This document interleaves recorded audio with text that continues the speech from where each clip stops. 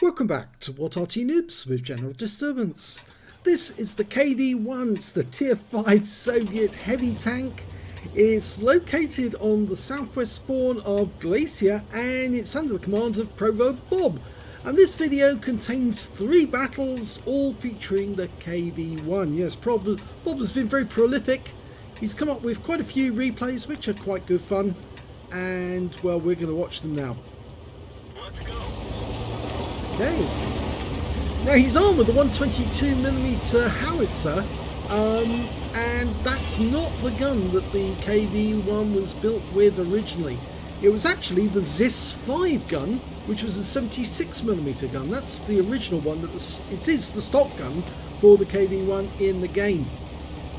Now the KV-1 is famous really because it is the first, pretty much the first heavy tank that was actually able to defeat German tanks on a regular basis. In fact, when they came out and the Germans started facing them, they didn't know what to do because every round they fired, every 5cm, every 75mm round, even the 3.7cm anti-tank rounds they fired at it, they just bounced off the armour. And they found out in the end the only way you can kill a KV-1 with the early weapons at the start of the war was to actually get behind it at point blank range and shoot one right into its rear, and that would kill it. Now the Germans didn't know about the KV-1. They knew quite a bit about it because you see during the Winter War between 1939 and 1940 the Finns came across this tank and they captured quite a few of them. So what they did is the Germans actually got to see this tank for real and how it can perform.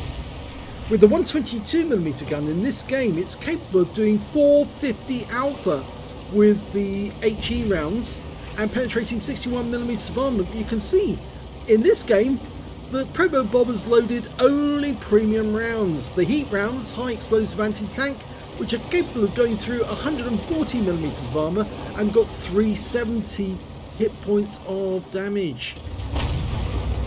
Now he's found some enemy tanks ahead. The Stugs managed to get into that little gap which protects him, but now you can see these guys get devastated. Yep, the Chinu couldn't pen, he just hit him in the tracks. There are weak spots on the KV-1, you just need to know where to aim for. Okay, he's blocked another shot, and there goes the Chinu. Yeah, the place to actually aim for is that strip where the driver's ports are, there. And the other place to aim for is the sides and the rear. There you go. Got a big hit, but the driver did get killed because he fired in exactly the right place. And, well, I think that goes down as a ram kill, actually, because he didn't fire the gun, but he has lost his driver, so he needs to fix that and get the guy back up and running, and he's done that.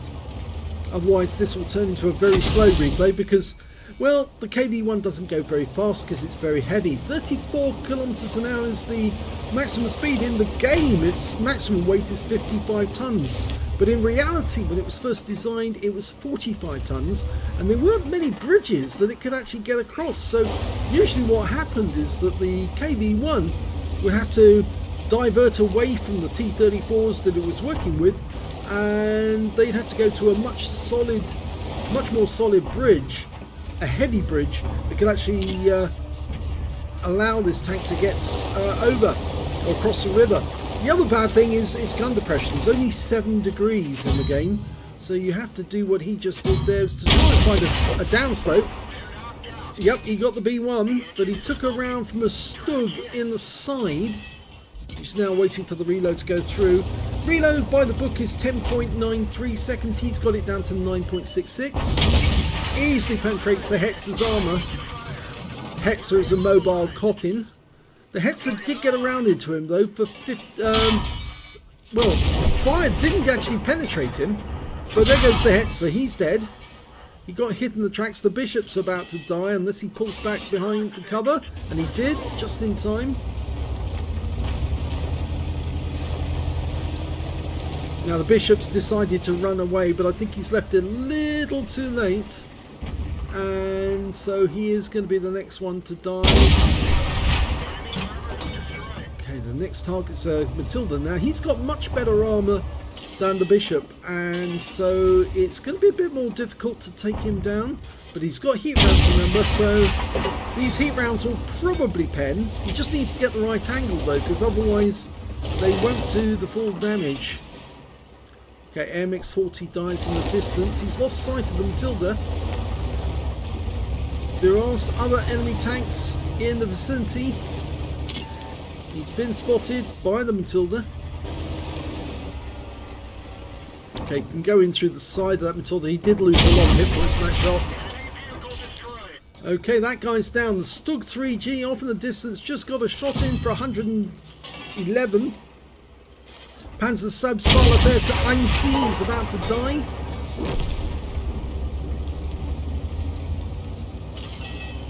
There's the Stug. Oh, and he's not the only one there. The enemy's also, well, there's a Stug 3G and the Panzerstabsfallerwehr to 1C. Yep, the Stug took around full penetration round for 380. Sebsfallerwehr is down. Now it's just the Stug to die. And that's it. That's the game. It's all over. But at what cost? Because that was all premium ammo. Let's have a look at the second replay. The second replay is on the Sand River map, and he's on the west spawn.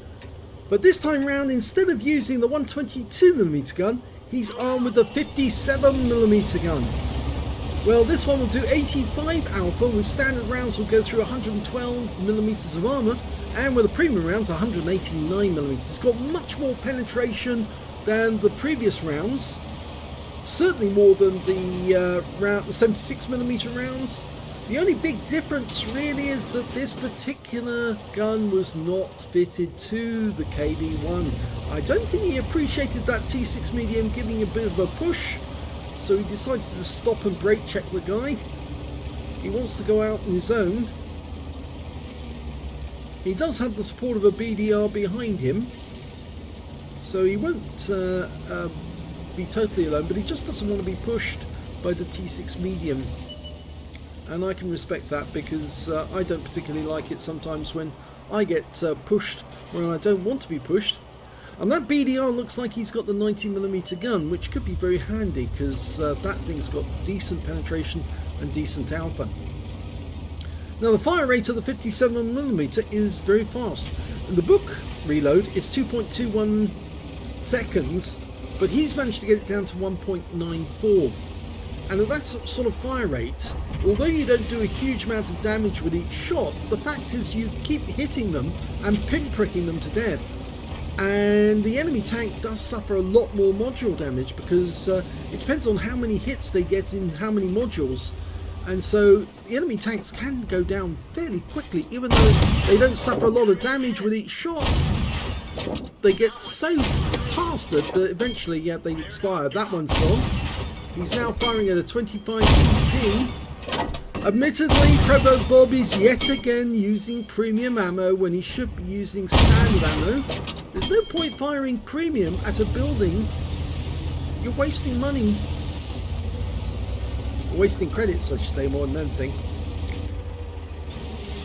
Now, I didn't... oh, he's got another target. Okay, this should be interesting, because the BT-7 has got no armour whatsoever. And again, you should not be using premium ammo on that guy, because he's got such light armour. Even standard rounds will be absolutely lethal to him. Okay, that's a little different. That's the T1 heavy. Again, the standard rounds will probably go through him. You don't need premium, you just need to aim them in the right spot. Don't go for the gun mantlet if you can help it. But he is penning, and that guy's down. Okay, BT-7 managed to get behind them, but how long for? Yeah, that's one round.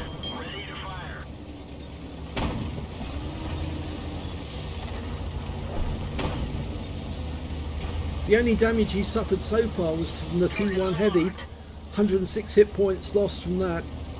Looks like the BT-7 managed to track himself. And, well, he'll get him with this shot. Oh, no, he screwed that up. And kill shot. Yes, got him this time round. As the action is so quick with the 57mm, I'm not able to actually get out someone I wanted to say. The KV is named after Kliment Voroshilov. He was the defense minister of the Soviet Union, and so they named the tank after him. And it's not really surprising that the next heavy tank that they developed after the KV series was named after Joseph Stalin, the IS series. Yes, because Joseph in Russian is Iosif, IS, and that's where you get the IS tanks from. I suppose they couldn't really name it after anybody else but the Papa Joe, and that was the next big series of tanks. The KV-1, though, it was a very difficult tank for the Germans to kill, and in fact actually they liked it so much, whenever they captured one they converted it into a Beutepanzer, or what we call Beutewaffen, a prize weapon, a loot weapon. They would actually then convert it into use, and in fact actually there is a KV-1 under German name, and I don't think any of those are hitting target. He's not letting it fully dial in, and as a consequence the shells are just missing altogether. Yeah, ProvoBob, you're missing the target because you're not letting it dial in. That's better. And now the target's got behind cover. Don't fire so quickly. That's better.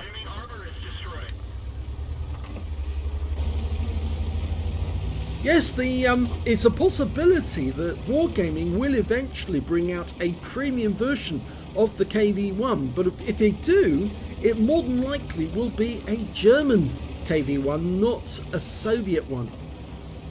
Now, a lot of people perceive that there is a kind of Soviet bias. I don't think you can say it's wrong that there's a Russian bias in the game. After all, it was designed and built by Russians and by Belarusians as well, and they're entitled to feel proud about their tanks, as some of them are really, really good. And another kill. That's 6, and he's got his top gun. He potentially has also got the high caliber because he's got at least 20%, and that was all the enemy because there was only 13 enemy tanks in this game. So that's the end of the second game. Let's have a look at the third one. And the third battle is on the Live Oaks map. They're on the northeast spawn, and lo and behold, ProvoBob has actually listened to me. Yes, he's actually loaded up on nothing but standard AP for this game, and I think he'll have a much better game because he'll generate more profit. 112mm of penetration, 85 alpha, and with that fire rate he should turn a lot of the enemy tanks into Swiss cheese. Now, they started manufacturing this tank in August of 1939. In fact, the development started earlier on in 1939, but they didn't actually start building them until August. And they started seeing combat in December of 1939 against the Finns. Only a few to start with. They only represented about something like 200 tanks amongst something like 20,000 in the Soviet armory. Most of the other tanks were light tanks and small tanks and tanks that they'd accumulated over the previous 2 decades. They manufactured 2,769 KV-1s before they stopped manufacturing them in August of 1942. So it was only in production for 3 years, but it did give birth to a series of other tanks. And really, basically, from there on in, it actually eventually led to the development of the IS. The Soviets actually did find that this tank was incredibly strong against enemy tanks. And at the start of the war, the Panzer IIIs and Panzer IVs had very little answer to the KV-1s. If they did come across one, they either ran away or they tried to outflank it and get behind it to take them out. You can see it's bouncing rounds from some of the other enemy tanks at the moment. That was a very neat turn there by the Hetzer. I must practice that myself, actually. He managed to dig his front into the wall to do a skid turn around it. So he actually turned and faced the other side straight away. And you can see that ProvoBob's trying to side scrape against that corner, because that's the corner he actually received fire from when he started coming out here. And there's a Churchill one there. Oh, there's a large number of enemy tanks there. Type T-34, the Stug. They're bouncing off his armour at the moment. They're not aiming for the weak spots. He's hitting them in the tracks. They're hitting him in his tracks as well.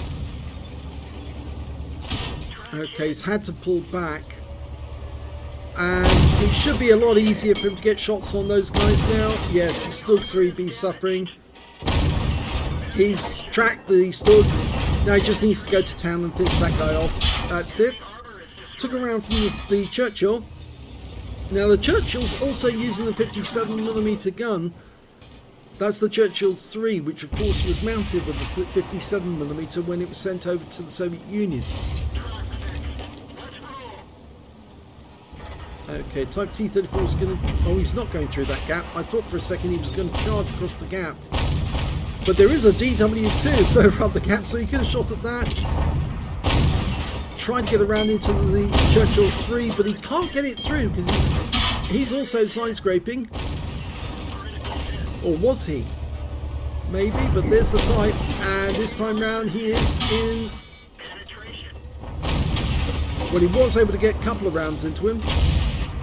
ProvoBob needs to re-angle against that Type. Okay. Now, if he goes around the corner, he's got an OI experimental and a Churchill. Oh, there's that. A Type 95. Easily go through that. Can't penetrate that building though. That Type is backing up. He's going to take on the Churchill. So go for the hitbox. No, just kill the T-34. That's it. Ignore the OI and just move straight forward and get round behind him. He's just killed our Churchill 3. He's got the derp, so he can do that. And ProvoBob's pulling back. You could deal with that Type 95 at the end of the road and get round behind the OI. But he's decided to pull back. He's managed to accumulate 901 hit points of damage so far, purely by using the AP. There's the DW, you can easily pen him, no problem at all. His armour is just not up to the 57mm gun. 57mm is the 6-pounder gun actually. It's also quite a small round in any sense, so it's actually very easy to lay the gun quickly.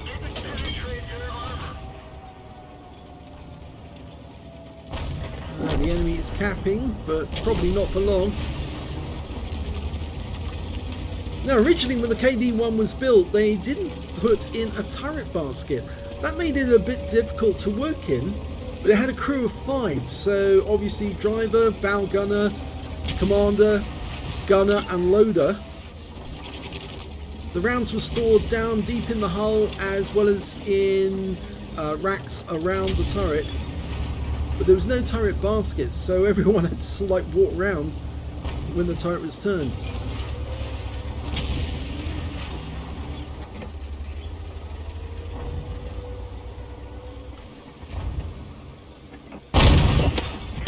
Oh, he's got a fire in the DW. Yep. Still haven't fixed that problem with the noise. We can't get rid of it, but we are capping at the enemy. Cap, and that's it. They've won. So we're not going to get a chance to kill the last 2 remaining tanks. But it was a good game all the same. Let's have a look at the end of battle stats, starting with the first battle. And here's the results from the KV-1 battle on Glacier. And in the first battle, he used the 122mm howitzer as his main armament. He got a first-class tanker in this game. He also got a duelist for taking down 2 tanks who damaged him, and a fire for effect for doing more damage than the hit points of his own vehicle. He got 3 battle hero medals. He got a high caliber for dealing the most damage in the game, a top gun for getting at least 6 kills. He actually ended up with 7. I forgot to report that at the end. I should have mentioned it, but he did get the last kill.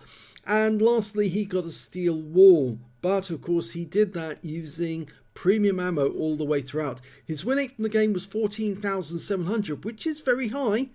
But at what cost? Let's have a look at the team score. Highest damage was 2,582 hit points. He easily got the high caliber on that one, 20% of the enemy hit pool. And the next high scorer was the BDR. He managed to end up with a cool-headed and 1,474 hit points. And the next high score after that was KV-1 on the enemy team, 1,089. When it came to kills, yes, ProvoBob managed it again with 7 kills. 3 kills went to the BDR, and nearly everyone else only got 1 kill or nothing. And when it came to base XP, he's got the top in that one as well. So top in all 3 columns, he managed to get 1,231 base. 851 went to the BDR, and the next high one after that was the Churchill one with only 475, very low. Let's have a look at detail. 12 shots fired, 11 direct hits, 10 penetrations. The heat round does have good pen, but it's very expensive. 2,582 hit points of damage, all of it done at close range. He received 16 hits back from the enemy, only 2 of which actually penetrated, 10 non-penetrations and 4 hits by way of splash. He blocked damage of 815 hit points in total, spotted 4 enemy vehicles, damaged 7, killed 7, and did 442 hit points of damage assist. On a premium count, he earned 52,493 credits, got 30,000 for completing a mission, so his total 82,495. And here's the kicker. After repair, ammunition, resupply and consumables, and remember he was firing nothing but premium ammo throughout heat rounds, he actually ended up with only 3,542 credits loss. So not a big loss, but I think that was helped by the fact that he got a mission completion, and that compensated him. 25 bonds for the battle. 1,846 XP, no multipliers, and that's all he took away. So the first game was a success in the fact that he got a first-class tanker, 3 medals, but it cost him a few credits to get that. Let's have a look at the second battle, and if you remember, that was on Sand River, and in this one he spammed APCR from the 57mm. He got a second-class tanker in this one, a duelist, fire for effect, bruiser. He got 2 battle heroes in this one, a high caliber, and he also got a top gun. He spammed a lot of rounds at targets like that M10 towards the end that he couldn't hit because they were too far away, and he wasn't letting the thing settle, and that's why he was losing out. His win rate from this one, 7,813. Still good, still CPU income standard, but again very wasteful on the premium ammo. 1,968 XP for hit points, from this one. The next high scorer being the T40 on his team, 1,641, followed by the Stug 3G with 1,529. The best the enemy could do was their M10 RBFM, who got 1,352. I think you can see that there was only 6 live players on each side. This was a late night game, and the rest of the team was made up by bots. When it came to kills, again, ProvoBob managed to get the highest number with 6. The next high scorer being the Stug 3G, who got 2 kills, and then there's 1 kill each for these players over here. And when it came to base XP, he's got the top on that one. So he's still got the top on all 3 columns, but only 875 this time. 740 went to the Stug 3G, and 540 went to the T40. He fired 49 rounds in this game, only 32 direct hits, 27 penetrations. As I said, he was firing at long range, and a lot of the shells were dispersing before they hit the target. They were just flying carelessly past the vehicle, and he was missing out on getting some hit points. 1,968 of those, 544 at more than 300 meters. Those were the shots he was firing at the M10 RBFM. He received 7 hits from the enemy, only 1 of which actually penetrated, and that was the T1 Heavy, and 6 non-penetrations. 275 hit points of damage blocked by the armor. He spotted 1 enemy vehicle, damaged 6 of the enemy, killed 6 of the enemy, and did 29 hit points of damage assistance.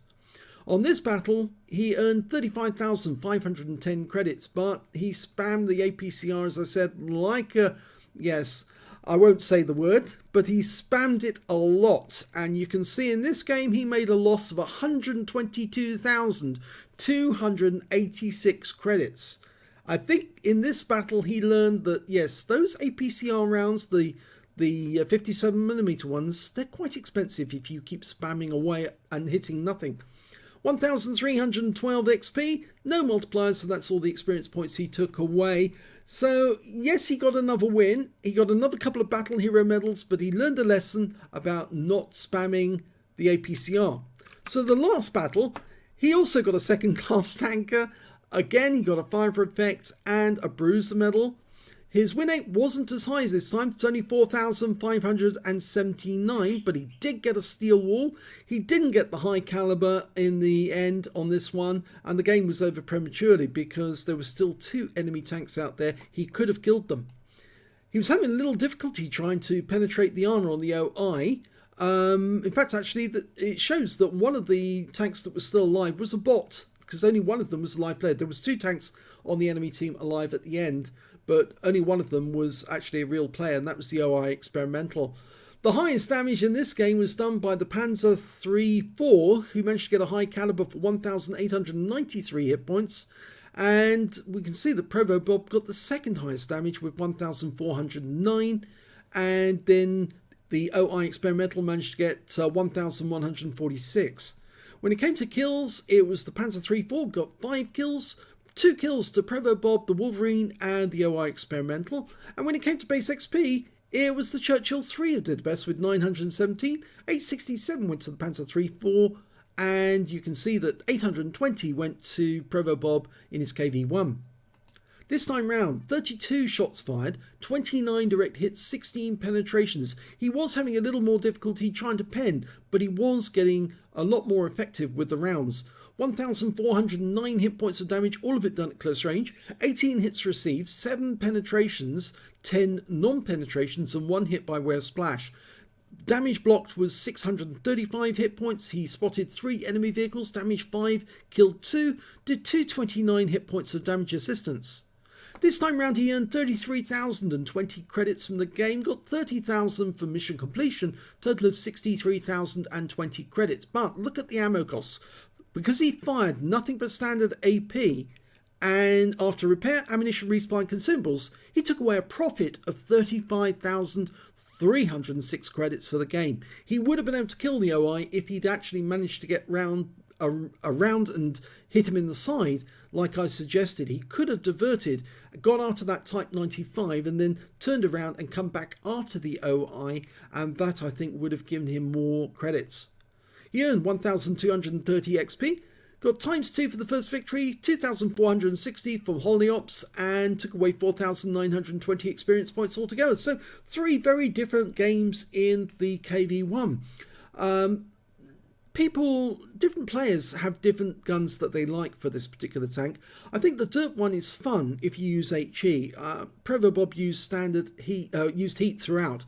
I don't think that's the best round for the KV-1's Dirt gun. It's far better with the HE, and much funnier as well, because it's also not only earns a lot of credits, but it also gives you the satisfaction of derping the enemy, just as you would with the KV-2. The other people like the 57mm because you can do rapid fire hits on the enemy and just reduce them to a crumbling wreck in virtually no time at all, and also it earns a huge amount of credits if you use the standard AP. And of course then there's also the people who like the 85mm, which we didn't see in this game, which does reasonable damage, but of course the 85mm was never fitted to a KV-1. It was considered, but it never actually ended up on a KV-1, so yeah, we didn't see that in this game.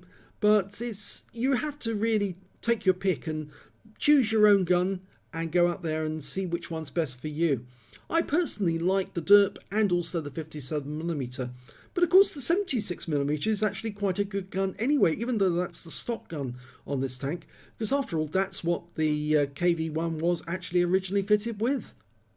So I hope you enjoyed those 3 battles. If you did, please give this video a like, do subscribe to our channel, leave a comment down below because it feeds the algorithm, gets the juices flowing at YouTube, and they pass the video out to other people. At least that's what we hope.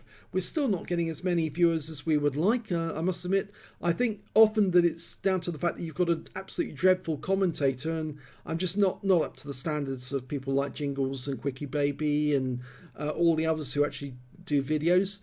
But there again, you see, I do produce a lot of content to try and help people get their game noticed, and also, well, they're not getting their game noticed, but at least they're keeping it, and it's available for whenever they want, and they might be able to learn something about the game from these videos, or at least they'll learn something about the tanks, I hope. So if you enjoyed this replay, that's great. Thanks for watching.